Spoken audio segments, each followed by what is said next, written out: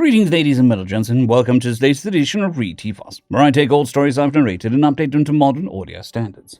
This particular story is called Billy Bob's Space Trucker, and is part of a series. If you're new to the series, there is a playlist listed down below in the description, and as always, I hope that you enjoy. Chapter 33. Lieutenant Commander Lewis scratched his chin as he looked around at the assembled Xenos. The ship he was on was bigger than his by a great deal. His Bouncer-class heavy escort had a crew of 50, which was why he wasn't even a full commander and yet commanded a ship. But here he was, on a Xeno ship that needed a crew of around 1,000, and they'd surrendered to him. When the 3 kitchen systems had surrendered to the first scout ship that jumped into range, the brass had assumed that it was a fluke. Just a bunch of terrified colonists who didn't understand the scout ships weren't the sign of a large invasion force. But now, 15 US Marines were occupying 3 whole planets. So they figured they'd send a few ships out this way to scout the kitchen systems a bit more and see what was going on. He'd been chosen since the Longhorn convoys didn't need an escort, and his ship class was in a bit of an odd spot for the current war. When he jumped into a slightly more developed kitchen system, he found a ship his computer wanted to classify as a heavy battlecruiser or a light dreadnought already within range. Assuming the worst, he began to fire upon the ship and figured if worst came to worst, he'd sacrifice the ship and drive it into their bridge to take it out of the war for a while. Instead, he hadn't even begun true combat action when they surrendered, having never fired a shot. So now he and all 50 Marines in his command were standing on the Xeno capital ship's hangar, looking at around 200 officers. Most of them were Kitchens, which he had expected since this was kitchen space. What he didn't expect was a dozen or so space hamsters, and he sure as hell didn't expect them to be wearing top hats or fancy military uniforms that looked straight out of the late 1800s, with mutton chops and sashes and outrageous-looking medals, except worn by hamsters. The Kitchens were humanoid cat people as far as he was concerned, but not the sort of vicious space predators he expected cats in space to be. These were all between 4 and 5 feet tall, and more of the house cat variety. From what he understood, the ship had been a joint project between the 2 species. But as he looked around the hangar, it didn't seem like either race was going to be sought after shipbuilders anytime soon. It was spaceworthy, but he wasn't sure he'd want to take it into combat. He could see the areas where they patched electrical panels already, and in a few places that didn't look even or level. And he figured, if they didn't look right to the naked eye, they must be really messed up to any actual measurements. And this was the hangar. It was just supposed to be a big open area for smaller ships to dock. If they messed that up, what was the engine room or bridge like? Not to mention, he hated the design in general. Shrugging it off, he looked at his tech that was setting up the projector, who finally nodded and gave him a thumbs up. He coughed for a moment and then tapped the mic he'd been given as everyone momentarily groaned and shied away from the feedback noise until the tech got it corrected. "All right, I am Lieutenant Commander Lewis of the U.S. Navy, the officer you surrendered to. We're holding this meeting to field questions and explain a few things." He nodded to the tech who tapped a button and brought up the first slide. Lewis shook his head for a moment as he looked at the font and color choice, wondering where the hell the tech had gone to school. Right, first off, we can't feed or house more than a few of you. My ship isn't made for that, and since your ship lacks skip drive capacity, you have to wait here until we figure out what to do. Questions?"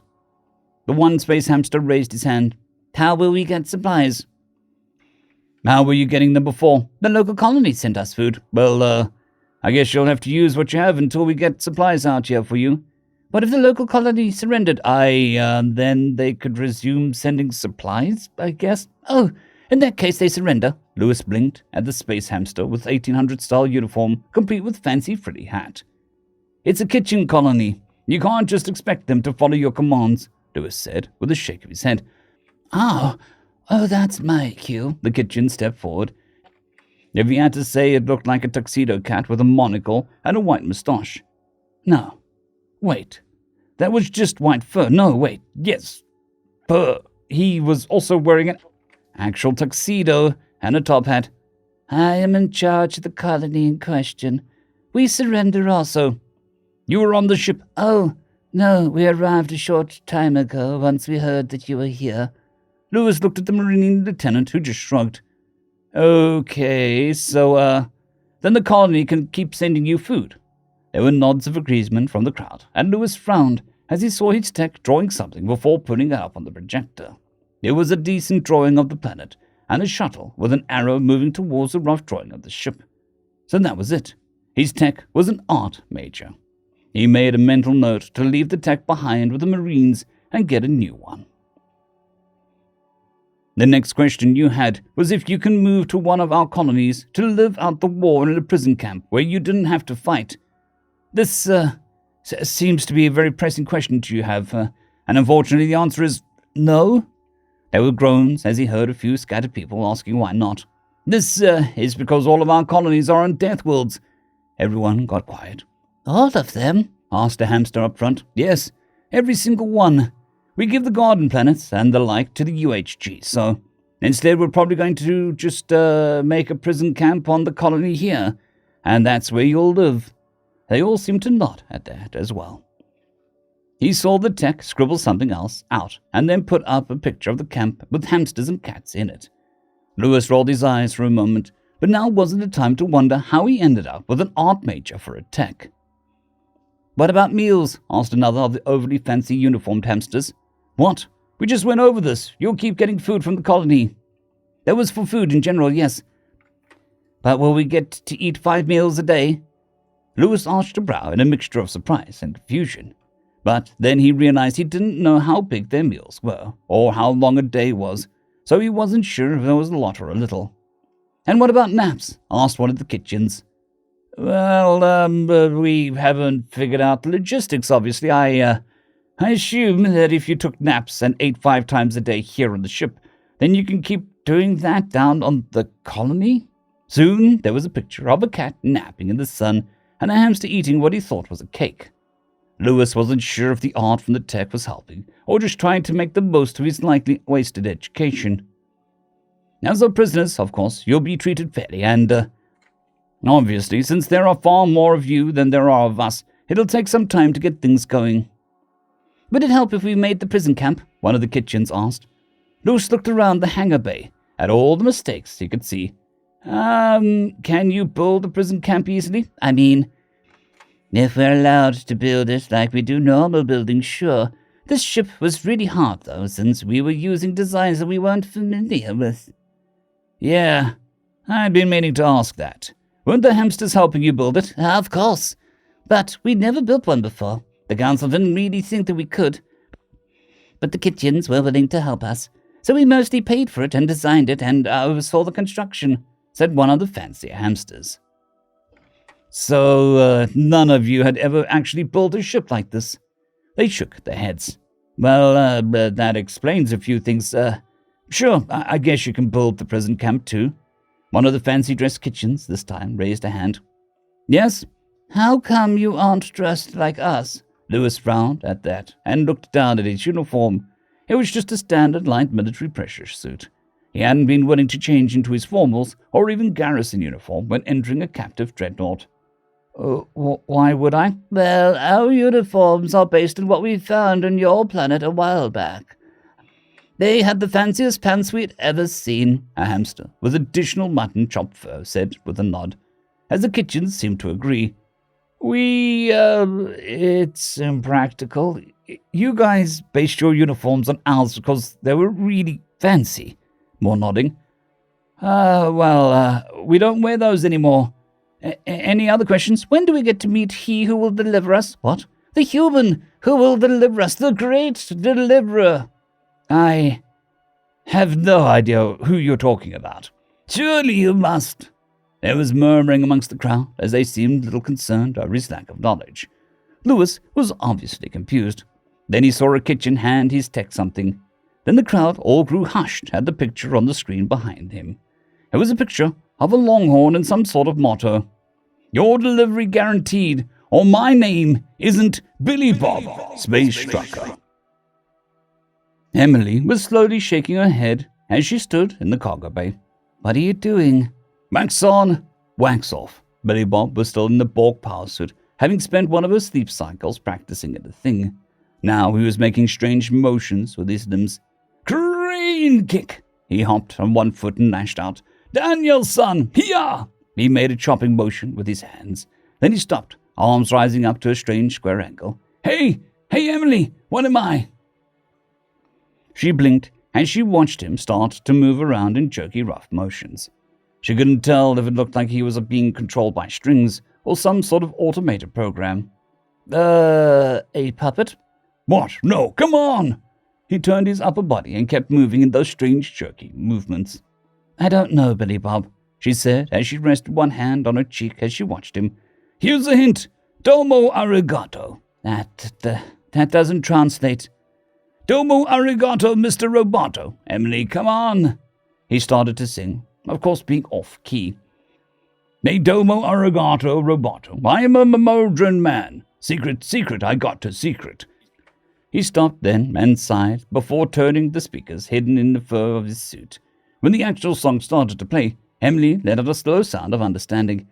Oh, the song! Yeah, what else would I be referencing? Come on, Space Assassin, you gotta keep up. Here, I've been practicing for ages now. Watch what I can do.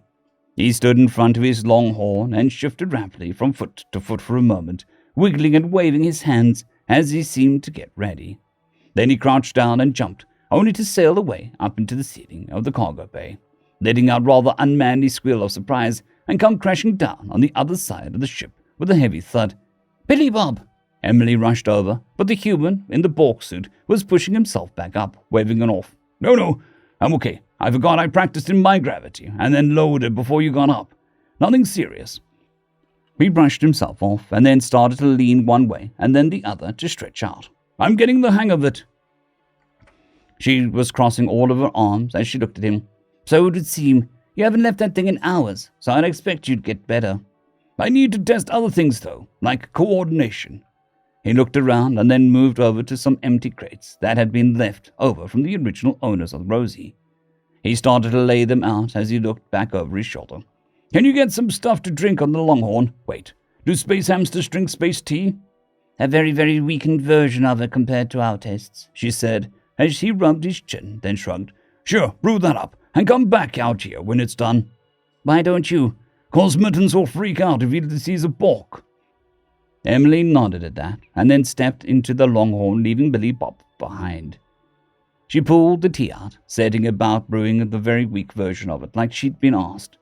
When she stepped outside with a pot of weak tea on a tray and a few of his cups, she found Billy Bob had set up crates as a rough collection of chairs around a table and had the council senator and his chief sneaky busybody sitting around it. What are we doing, Billy Bob? She asked, looking around with a bit of confusion. Surely you must know what we're doing, old diplomat. She shook her head. A tea party, but not a Boston kind. The others just stared at him. Don't worry about it. Emily moved forward, setting the tray down in the crate. She started to reach for the pot, but Billy waved her off. Slowly, he closed and opened his hand, and then delicately picked up the pot, shaking a little as he poured some of the tea into a cup. Then he picked up the cup with two big blue fingers and held it out for the counselor. Oh, I must say, most splendid. Are there any scrumpiddles or fluffapillows? I don't know what those are, so no. Oh, most bothersome. Can we get some? Sure, the counselor set his cup down and got up to go find whatever the hell he wanted. Billy Bob poured out a second cup for the chief sneaky busybody, who looked a little nervous as Billy Bob in the Borg power suit moved the cup filled with hot liquid over to him. The cup rattled a little in his hand as Billy Bob probably overthought the controls, but then he released it gently as the spy visibly relaxed. Thank you. Do you mind if I also go get some treats? No, you sit here and wait. We need to keep this tea party rolling. In fact, let's kick this up a notch. He picked up one of the remaining cups, handing it to Emily empty. Cling. The lid rattling a little as he moved it over her lap as she clutched the cup. She shifted a little as he leaned over her with the hot teapot, his hand shifting and shaking a little. But she moved the cup to follow it and soon had a cup of weak tea. Look at that! Look at how good I am! He leaned up and cheered, the teapot flying from his hand into the air, hot tea flying out of it as Emily and the hamster squealed and dived to avoid it. Billy Bob moved to catch it, hopping a bit, and catching a foot on the edge of the crate as he fell onto his face, arm outstretched as he caught the teapot. "Still got it!" "Bravo, bravo!" The chief Fancy Pants had returned with a big bag full of pastries, which he was stuffing into his mouth, crumbs tumbling down his chin. The spy quickly scurried over to grab a few of the pastries as Emily stood back up while dusting himself off. "Okay, maybe a tea party was a bad idea, but I'm really getting the hang of this thing," Billy Bob said as he looked around the cargo bay, as if trying to find something else to test himself with. "All right, we get it. You're getting good. Just get out of there already," Emily said as Billy Bob sighed. All right. Enough of the suit today, I guess." The hatch opened at the back, and he had to squirm and wiggle his way out, getting his upper body out first before looking around, hanging partially from the suit. "Wait, how, He was a very dense creature from a super heavy gravity planet. There wasn't a person in the ship who could help pull him free. He tried to sit up further, hugging the head of the fake Bork, his upper body free, but he wasn't sure how to pull his legs out and not just fall to the ground. Oh, I know." There was a chime through the cargo bay and a flashing light as the gravity turned off. Emily squawked out while the hamsters squeaked, arms flailing as they tried to grab the pastries that were floating away from their bag. Billy Bob quickly pulled his legs out of the suit and righted himself with a smile. Emily had extended her wings for a moment and smiled, jumping up into the air and scooping up the floating hamsters. Her wings flapped as she easily moved through the zero-G environment. Then she looked down as Billy Bob waved his hands. "Toss him to me!"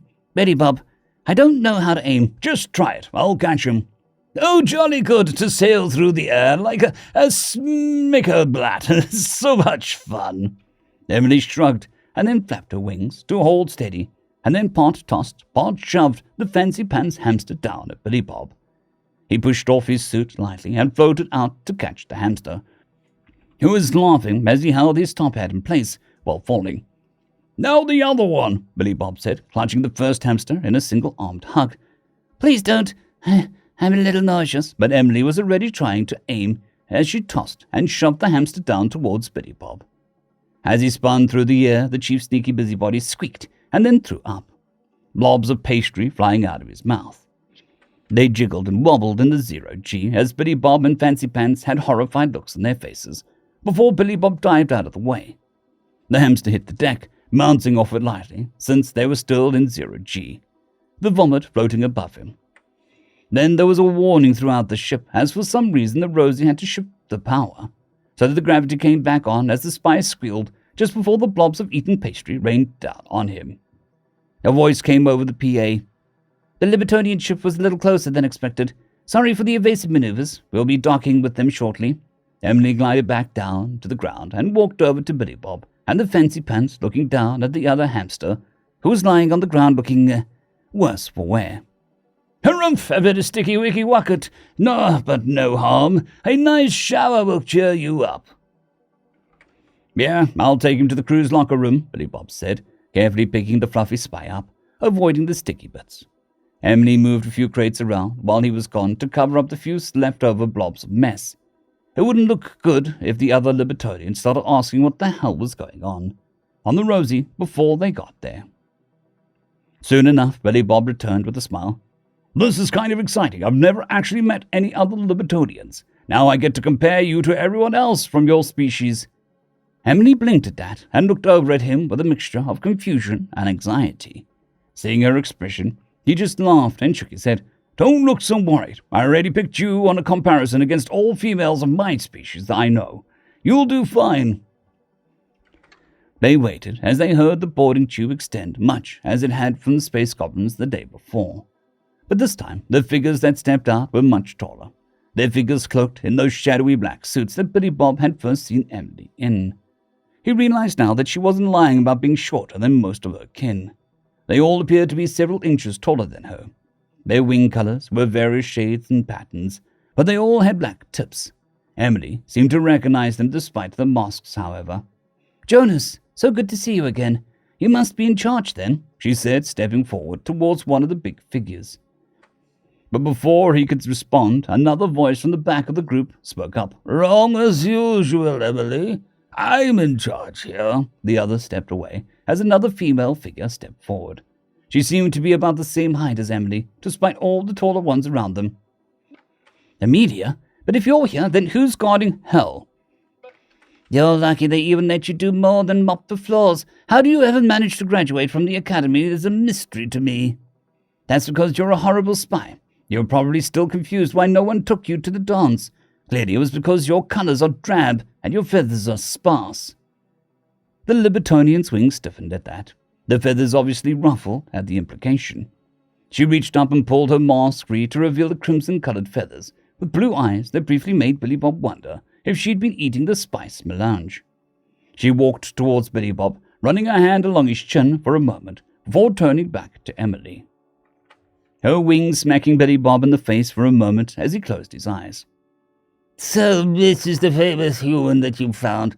He's easy on the eyes. It would be a shame if my superior coloring would entice him to leave you. Billy Bob didn't even have time to curse before both women had their gloves off, razor-sharp talons bare, their wings spreading wide. But unlike the last time where Emily tried to keep between him and her target, they started to circle and around one another. They made those strange chirps as they moved. The other Libertonians hadn't really reacted and just backed up, standing near his longhorn before one of the males waved him over. "Hello, I'm Jonas. It's nice to meet you. Hi, I'm Billy Bob." He held his fist out and was about to explain when Thomas actually gave him a fist bump without coaching. "Well, damn, is human culture catching on with you guys? When your normal form of greeting involves crushing our hands in a display of strength, we find alternate ways to greet you." Billy Bob nodded at that, and then watched Emily and Amelia snap out at one another. The red feathers Emily had only bared in her display back in the CIA agent were on display, and Amelia's red wings and black tips were displaying bright blue feathers amongst the red. "Is this normal? For them it is.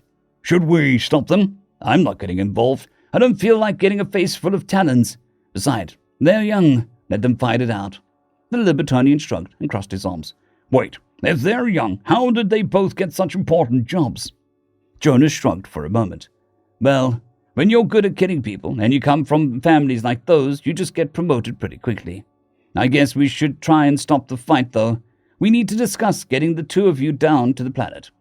"Well, I have an idea. Do you have one of those super fancy pocket dimensions?" The Libertonian unhooked one of those strange devices from his belt, holding it out. Billy Bob touched the activation button to get the blue glow going. "Hey, you two, I'm jumping into another dimension now." They leaned into the blue tear as his body seemed to get sucked into the device. Emily and Amelia stopped as they looked over, wings quickly lowering.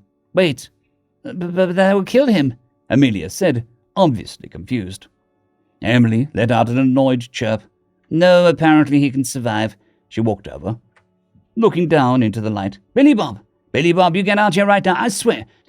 I have to keep an eye on him or he gets into all kinds of trouble." Amelia stood next to her, looking down into the blue void. "Billy Bob, can he hear us? Hello, human!" Inside the dimension, Billy Bob was floating in that same blue stuff. Looking around, he saw some sort of strange device, and then his eyebrows arced up in surprise as he began swimming towards the object he spotted. And so ends another chapter in the adventures of Billy Bob Space Trucker. I would like to thank our T5 members and patrons, Casper Arnholtz, Jon Creighton, Vidmori, 050, Dragzoon W.R.E, and Elijah Silvercross. Thank you very much.